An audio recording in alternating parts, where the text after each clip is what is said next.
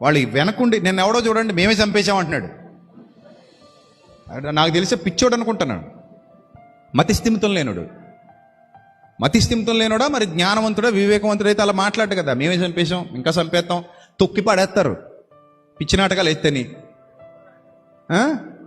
తెలంగాణలో అనుకుంటాను మాట్లాడు వాగాడు ఉంటుంది, కంగారు పడుకో, తీసుకెళ్ళి లోపలేసి ఇప్పుడు ఎలాగ 4 పీకితే అప్పుడు వచ్చేస్తుంది బుద్ధి.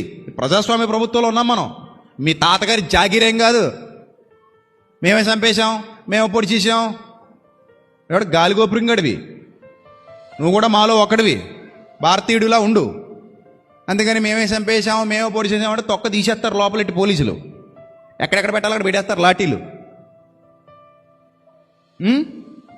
ఎంత పొగరు చూడండి, మేము చంపేశాం మేము పొడి చేసాం మేము చంపేస్తాం. ఎవడ చంపేస్తావు, ఎందుకు చంపేస్తావు?